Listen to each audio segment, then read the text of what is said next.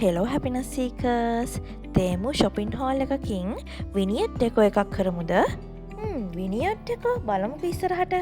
මේ තියෙන්නේ මං ගත්ත වුඩන් ට්‍රේ එකක් එතකොට මේක මං ගොඩා කල්ලාසාාවෙන් ගන්න බලංඉදිය සෙන්ට ඩිෆියස එකක් මේක රීඩ් ඩිෆියස එකක් පංකෝඩු කෝඩු වගේ තියෙන්නේ අන්න ඒකක් හරිම කාම් සුවඳක් තියෙන සෙන්ශල් ඔයිල් එකත් තමයි තියෙන්නේ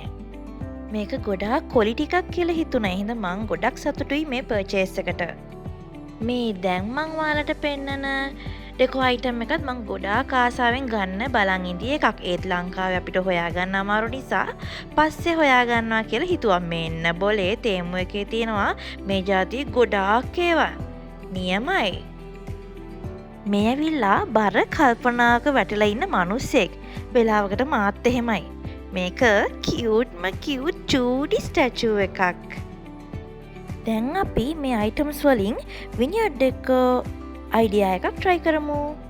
චූටි දේවල් ඔත්තේ සංඛ්‍යාවක් ඒ කියන්නේ 3ක් 5ක් 7ක් වගේ අරං යම් පුෂ්ටයක් මත ඒ කියන්නේ පොතක් උඩ ට්‍රේ එකක් උඩ ඩෙකරේටිව් බාස්කට් එකක් උඩ තියලා හදාගන්න පුළුවන් ලේසිම සැරසිරි ක්‍රමයක් තමයි විනිියඩ් ඩෙකෝ කියලා කියන්නේ මල්ලඟ තිබුණ චූටි ආටිවිශල් මල් පෝච්චියකුත් මං යොදාගත්තා ඔයාලට ඉටි පන්දං ඉන්ඩෝප්ලාන්ස්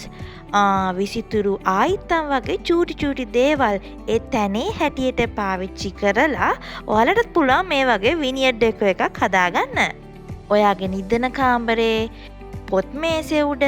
කුසිය කවුන්ට ටොප් එකේ සාලේ කොෆි ටේබල් එක උඩ ඇනේ හැටියට ඩෙකෝ අයිටම්ස් ටික ගලපල ලස්සන්ට හදාගන්න තියෙන්නේ තැන්ක්ස් ෆෝ වොචින් මං හැපිනසි කෝවී